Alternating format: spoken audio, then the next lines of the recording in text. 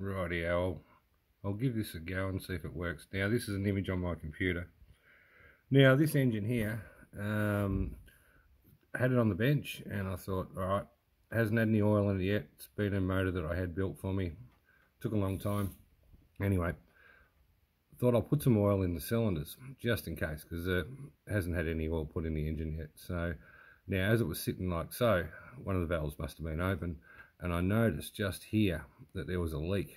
So I thought, okay, I better check the seals there and make sure that the carburetors are going to seal. Anyway, long story short, no, they were leaking all right, and the exhaust pipe that I thought was Mickey Mouse and the porting that I was told, match porting that I was told was done, wasn't done. So anyway, we'll get to that in a second. But over here on this side, that's a Davies Craig electric water pump. Made up a bracket for it here. Almost fits perfect. It's probably half a hole out here. This is a bit of a guess to get the angle dead right. And so we'll run the electric water pump in place of, which is over here on the right, the original water pump. So we'll chuck that one in and hopefully that'll do the job a lot better. So now this leads on from the last video and the disappointment I've had from this engine builder, but anyway, we won't go on too much. This is how far out it was.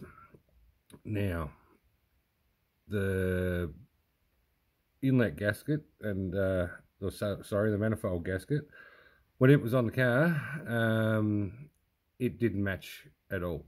So we can see here I've actually had to open up because the gasket was smaller than what the port was on the head. The heads had worked under it. So if you can imagine, this is the size of the port of the head, and the gasket went in here somewhere. It was a lot smaller. Now have a look at these exhausts and have a look how far out they are. Like, they're not even lining up. When I took the other manifold gasket off, it had black splastic around either side of it. So I've got a funny feeling that the engine builder knew that this was going to leak. So but, a bit of a disappointment. We can see here again how far out the gap is. And this here would be, I'm not sure which cylinder that is, but that one there was just about dead right. So he was almost perfect on his fit, and then this one here wasn't, and then so on and so on. So how do we go here? We'll zoom back down again if I can work it out. Probably not. How do we do this? There we go. All right. Now the red should show you the marks here. So I'll just try and zoom in and have a look how far out it is. So this here all would have been catching it, all the exhaust gases as they were coming out. And look how much there is there. So what I had to do is I had to cut the manifold here in between this cylinder and this cylinder. So I had to cut it there, and that moved the whole section over, created a gap here. So I actually had to put a chisel in there and spread it open, try and match the gasket, get all that sorted out. Once I had that sorted out, then I could weld it back up, and I had to cut over here as well. Let's zoom down, and so then that way I could get this one to match up. It tended to go slightly further and further and further out of whack the further you went. So and in all that, I had to do a bit of match porting on the exhaust, and I had to do a bit of match porting on the head to get everything to line up.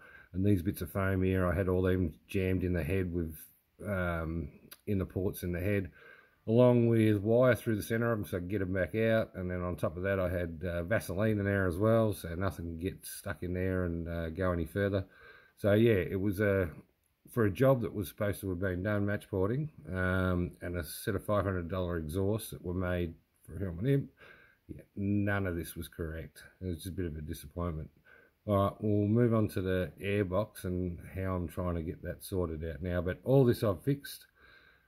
And on top of all that, because I cut it here and I cut it here and I re-welded it, it deformed. So it cost me another $115 to get that face all machined again to get it back to level again.